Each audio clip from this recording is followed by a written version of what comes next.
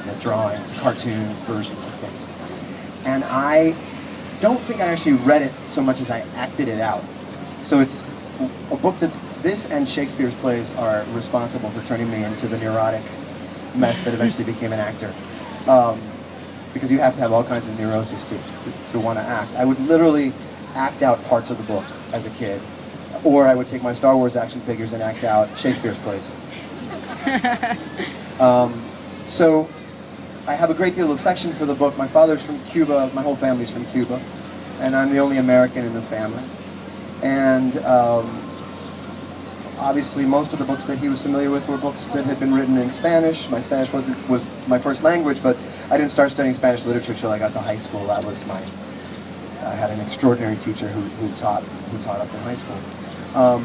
So being introduced to the book at that age, I know formed me, and I came back to read it again, I remember, in my 20s, and it wasn't the abridged version anymore, which is so, this version of the book is so much more expansive. It actually is the Oxford version, the one previous to this one, without the pouty guy on the cover. And then now I've read it again, or I'm actually in the midst of reading it again. And I'm finding that the book is something that has changed for me depending on my age and the experience, that I've had in my life. I used to think of it as the most sort of extraordinary swashbuckler, and I always loved the fun of what Edmond Dantes was doing, and I loved the idea of this extraordinary revenge that he's planned, and I kind of wanted desperately to be the Count of Monte Cristo.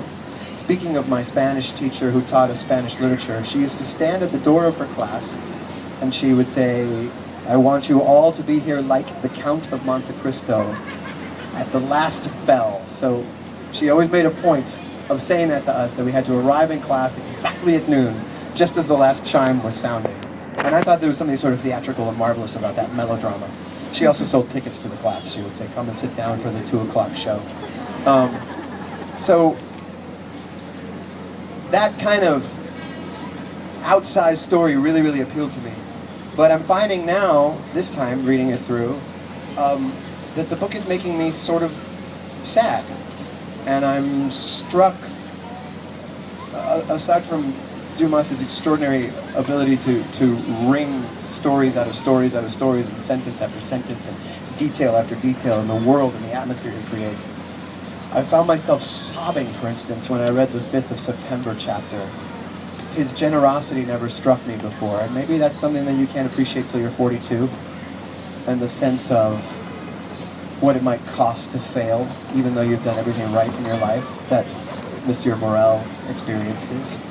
I find myself sort of sad for Edmund, and I just kind of wondered, I wanted to open it up with that question: has anybody who's read it before, coming to it again, experienced this, or thought about the book in this way, and how it changes?